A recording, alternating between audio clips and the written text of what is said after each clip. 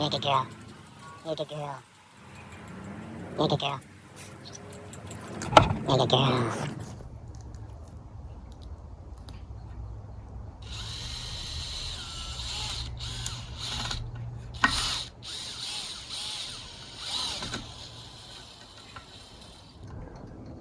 All right, so there you have it. Today I put that banding right along the edge here. That is specifically to keep the bottom from sinking out when the dirt's put in. And then you got the banding on the top on the inside. This keeps it from going out at the top. And these boards right here, those also keep the shear stresses from going outward or inward. I have these just a couple inches under the soil level is where they'll be placed. Yeah, that gives it really good strength. So kind of like a ship is built or a wine barrel. Yeah, so plans are tomorrow is to fill this thing up with dirt and wood and finish this project. It's 41 feet in circumference. I don't know what the math is for square footage or yardage, but I imagine this is probably gonna be about 7 yards of dirt that will be going in here. Like I said, it's going from the compost pile over there, making way for my greenhouse and going into here. So I purposely left this unfinished because see how I stacked up the rocks right here, and this is a sudden end. That's because maybe next year I'm going to have this keep going around where those logs are. It's going to go around and complete the spiral that's coming in here. It'll only be on the inside edge, and right to there is where it'll end. And the other side I want to leave natural. Yeah, so these logs can be easily removed, and I mean these rocks can be easily removed and placed back in random places in the yard, and I can continue this construction. Here I figured out what to do with my end pieces. I just wanted to be a little artistic, so I took a wine barrel band and stuffed them all in there. I know it can always come back out. I can always go somewhere else. I can always make it a border or something else also. Oh, so took me 3 days. I know that watching the videos looks like it would have taken longer, but yes, 3 days to complete this. I'm guessing $300 total in supplies and screws and flashing and wood. And my time probably, I take lots of breaks, so probably maybe 10 hours, but break that up into 3 days. That's about 3.5 hours a day. That's about all I could take doing this. Also on this side, making you dizzy, ain't I? I also added rocks right there too on this end, so I don't know how I'm gonna finish these eventually, but they're done for this year. Eventually I'll figure out what to do with this hard edge here. Maybe I'll leave these rocks here. Maybe I'll just build a smaller rock wall right here to complete it. And that's it. I'm gonna conclude this portion of the video and wake up tomorrow and start digging. All right, we'll see you then.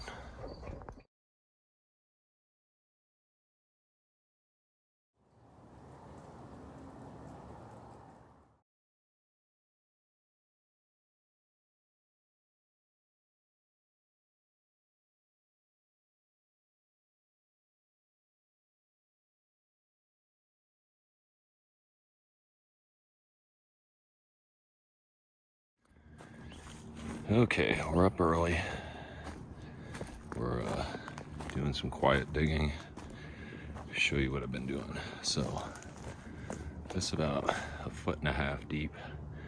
I've cleared most of the bulky wood chips, and I laid them down first. to fill in the voids between the logs, which I put the logs down. You can throw anything in here actually. Watch my Hugel Mound video that I made in the winter. And this is a good time to get rid of all that logging work. Yeah, this is mostly cottonwood, so it'll break down in a couple years. The idea is to put down the logs and put down the wood chips, and then I'm going to pile it with dirt, which you can see I have dirt is mostly under these wood chips. I'm going to put that on the very top and then cover that with wood chips.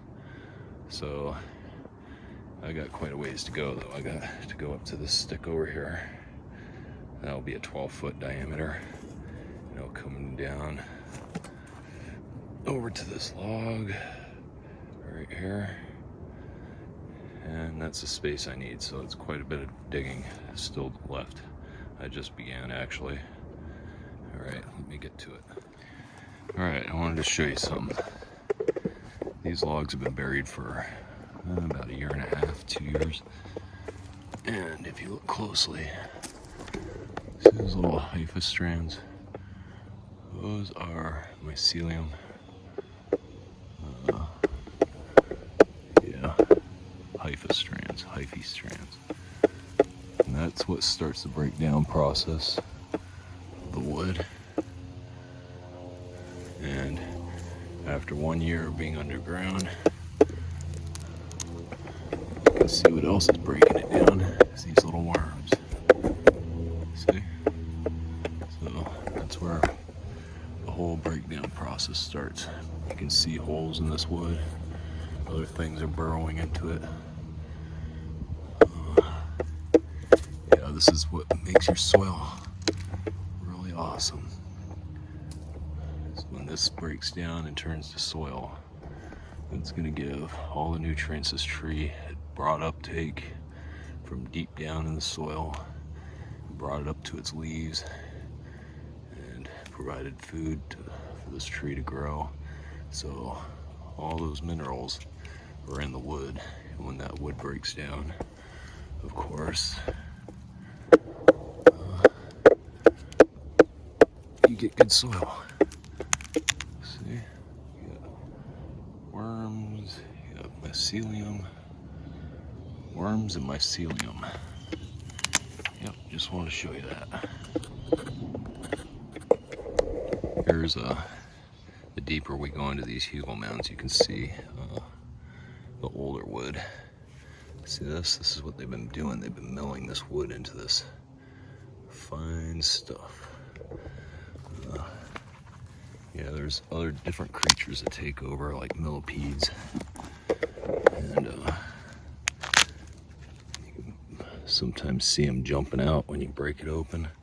But this is all pungy. There's something right there. See, he's been chewing up that wood. This wood gets pungy and holds a lot of moisture. Like this is super wet, and that's what your trees, your vegetables, and everything will. Ooh, here's something else. Look at what I found there. That's another worm. These come after the mycelium. Basically grows inside the wood and splits it open enough for these things to move in after. The hyphae, they're very violent. They go in and attack each other even. And yeah, during that whole battle, they end up breaking down the wood enough for these guys to come in, and each one's a progression into building soil from wood. They say trees eat trees, right? This is food for the trees.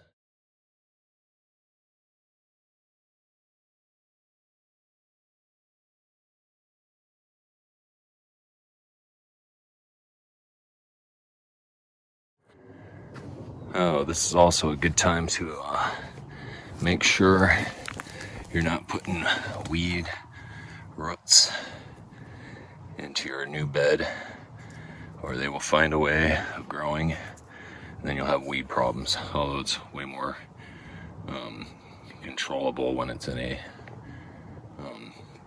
controlled area such as a raised bed, but it can still get overwhelming eventually. So just be careful about putting weeds into your newly made beds.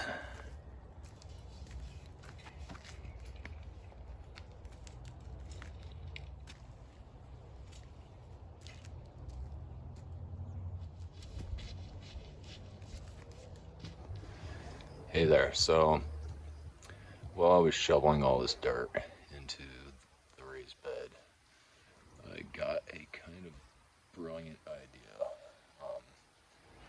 Instead of dismantling and shoveling away the original hugelkultur hugel mound, I decided to make like a ectoskeleton out of the logs, and then take the original dissolved or decomposed hugel mound from about 5 years ago and pile it within the skeleton. So it'll act as like a real cool pumpkin or squash hugel mound. So I've got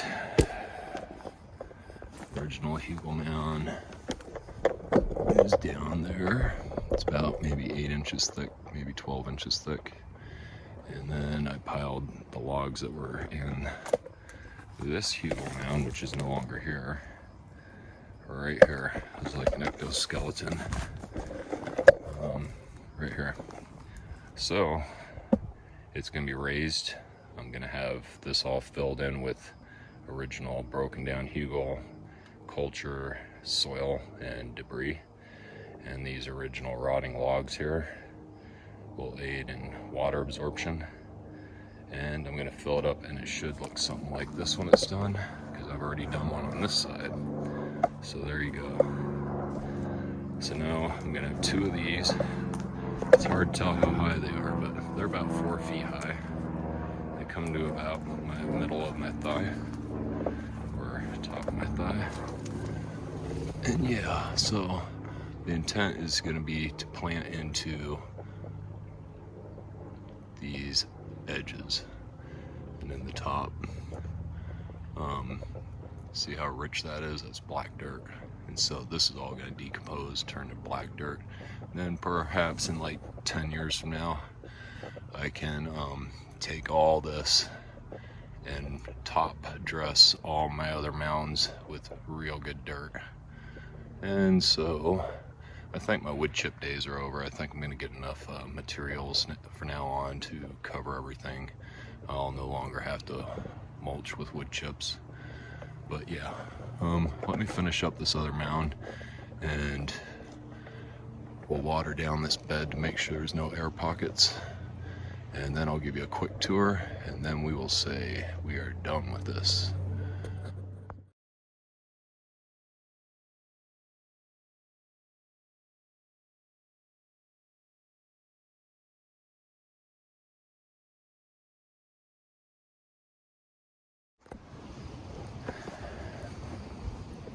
All right, so there is the final raised bed for now. Maybe next year I'll pick up on it and continue it. It is going to be a giant spiral one day, just not in the near future. If I had to guess, I put probably either 30 to 50 wheelbarrows worth of dirt in here, all taken from this back corner where the compost pile was. As you can see, I cleaned that up. It is now a giant 12 by 12 flat surface, so that's the original ground there. I put in a hugel exoskeleton mound there, and one there. And tomorrow I'll probably be videoing the assembly of this. It's called a sun globe or something like that, but it's not a conventional greenhouse. It's more of a like half an egg shape. I don't know what shape you call it. Yeah, so before I said this was the third day I was working on this, it was actually the fourth. But yeah, these beds probably won't be able to plant into them this next year, but the following year it should be ready. Same with this guy, but I'll still put some seeds in there next year and see what happens. Yeah, everything looks good. I mean, nothing's perfect, but I don't see any bowing out or bowing in. Everything's holding the dirt in pretty nicely. My little artwork there is still there. I'm sure after a few rain showers I'll clean it up a bit. But yeah,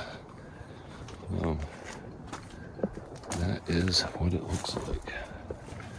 I'll try to back up. Doesn't that look nice? I have to say that looks nice. Oh, one more thing I wanted to say. Invasive weeds. There is one type, I'm not sure what it's called, but check this out. This is just what I could pull out. Okay, so it starts here, and it goes along all the way here, and here, and here. Okay, so about 8 feet, and that's all I could pull up. It will travel like 20 feet, I believe, whatever that weed is. It will come up out of these beds eventually. I think it's like an arrowroot or something like that, but it's highly invasive. I don't think it does anything bad. I just, for aesthetic reasons, I don't like it being in the yard, but we'll let it be. It's not hurting anything. I'm just trying to keep it from, it was dominantly growing over here where the wood chips weren't thick enough. And so far, knock on wood, it has not gotten into that half of the yard. But I've been really watching closely how I remove roots, and when I move dirt from one area to the other, I make sure I try to get those roots out. Yeah, right, that's it. So there you go, we're finally done. A 3-part series on raised beds. I hope you learned something. I hope you were inspired, and I hope you go out and try to do something yourself. If you ever wonder why I'm always this close to the phone, it's not because I'm neurotic or anything like that. It's simply because the mic is really horrible on this phone. Okay, so if you like this video, please like it and continue to watch my videos. That'd be really cool. And subscribe, you know, it helps the channel. All right, we'll see ya.